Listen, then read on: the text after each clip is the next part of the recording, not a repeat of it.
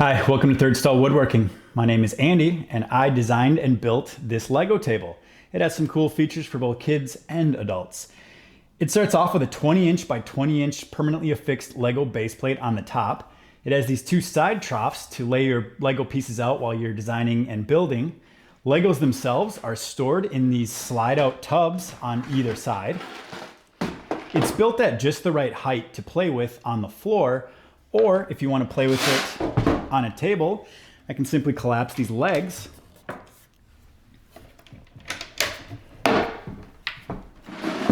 and set it down.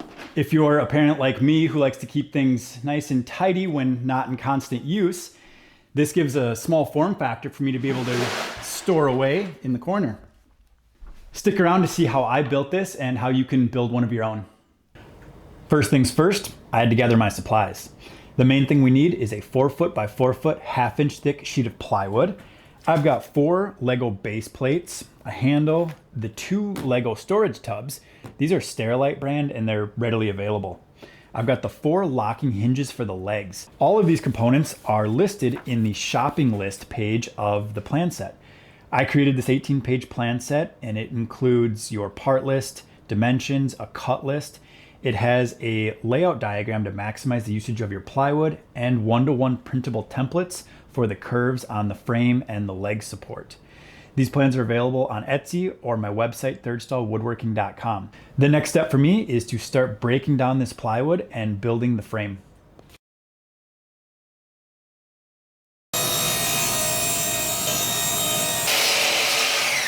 I've got my blade lifted up 1/4 inch. I used this spacer to make sure it was exact, and I'm going to cut the rabbets in the frame pieces that will accept the top. I don't have a dado blade set up here. I'm just going to run each piece through repetitively, scooting the fence over about a blade width at a time until I hit my exact thickness.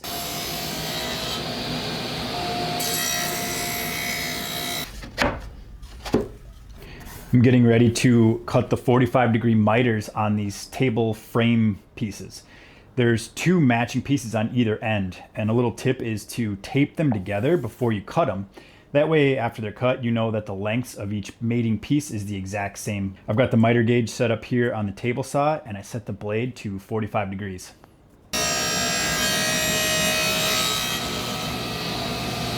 The next piece that I'm going to tackle is removing this center piece out of the end frame. So the reason for this is so that that drawer can slide through. I've made my pencil marks, and to cut these vertical pieces, I'm going to use my miter gauge again and run it through the table saw with the blade raised all the way up.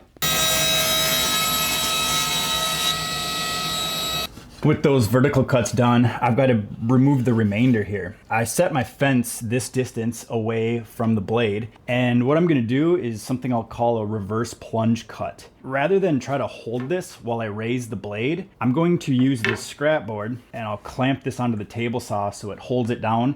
I'll stay out of the way, raise the blade, and make this cut.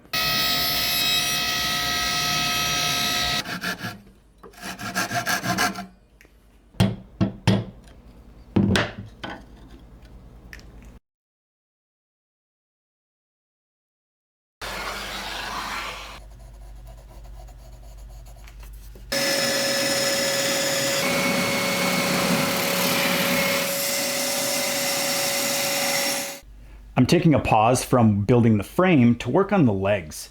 I've got the legs themselves cut as well as shaped the center support brace. Now I need to connect this joint here.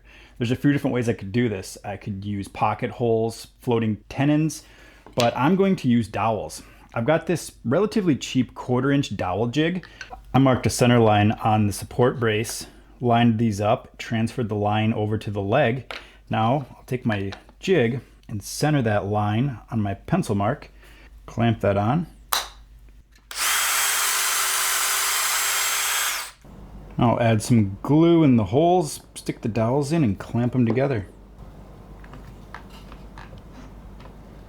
The reason that I took a pause from working on the frame to build these legs is because I wanted to get all of these parts into a stage where I can put a round over on them. I want to soften the edge of any piece that a little hand can grab a hold of. And to do that, I'm going to use my hand cobbled router table with a little 1/8-inch round over bit installed. I'm going to run this along the front back of these legs. The only place I'm not going to run it over on the frame is going to be this edge that we put the rabbet in. And the reason for that is the bearing would be too thin and would run over the edge, gouging this wood out. So I'll just use some sandpaper to soften that edge. All the rest of this is fair game, except for these 45-degree miters, because those have to be joined still.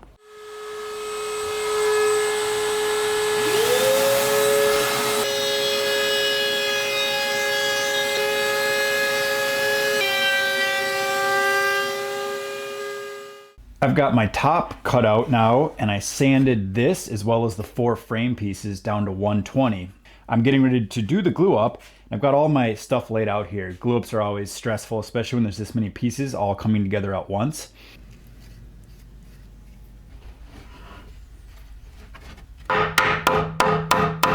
Just tap it in.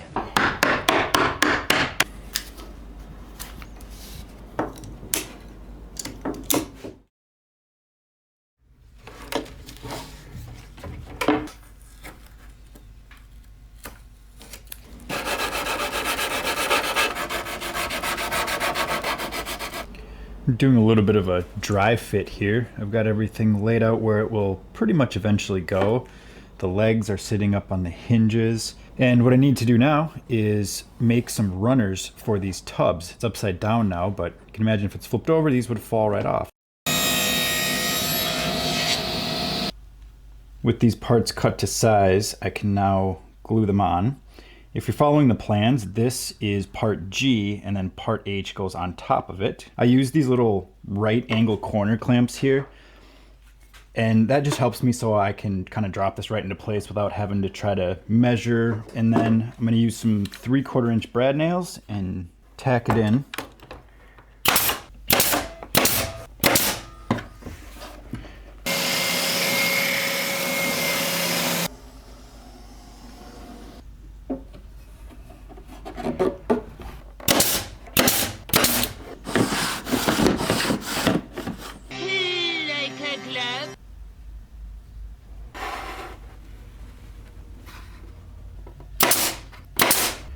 With these drawers now installed, it's really tempting to want to put these legs on with the hinges and kind of test this out.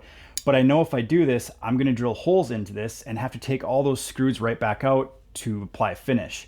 So I'm going to hold off on drilling any unnecessary holes right now, do some final sanding, wipe this thing down, and put some finish on.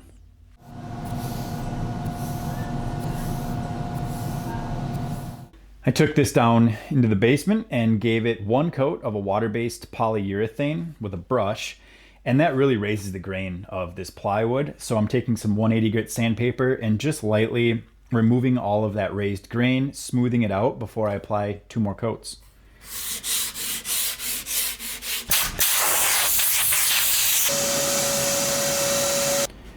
I put 3 coats of poly on here, gave it a couple days to cure, and it is feeling really nice and looks excellent. The next thing I can do is work on attaching the legs to the frame. And to do that, I'm going to be using these locking hinges. The way they work is they have this little thumb release on the side. So you press this in and it allows it to collapse. And when you open it back up, it locks in place. The easiest way to get in here with your thumbs to close these legs up is going to be to have these thumb releases all faced towards the inside. So I went around and laid them out in the correct order, and now I can take a pencil and mark my hole locations.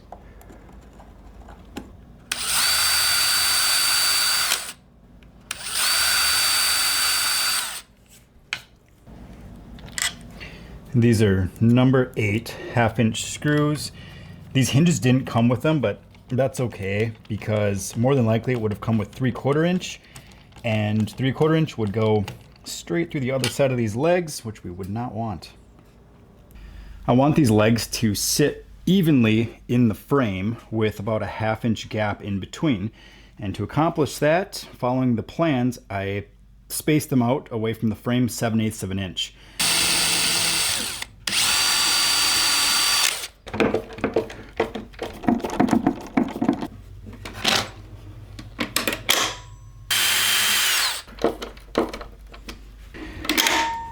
Cool, these legs are looking really good. They function pretty well.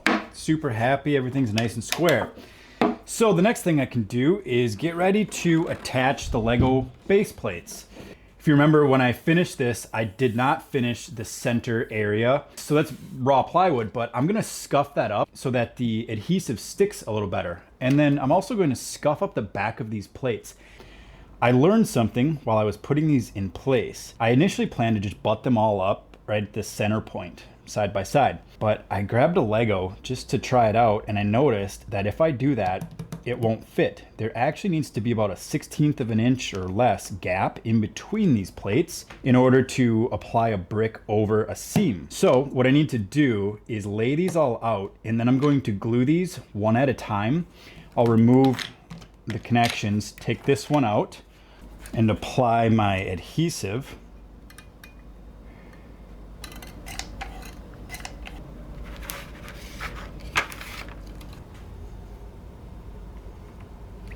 And then I'll use these bricks. I'm going to go with this side to lock it in place.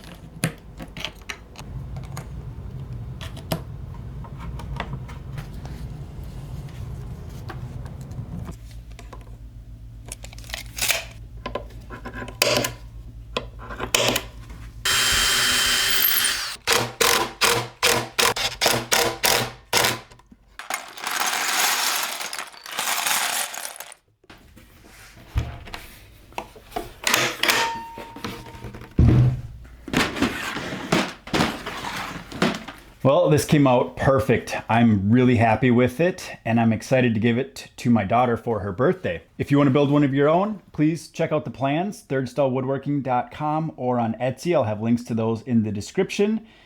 Thanks for watching.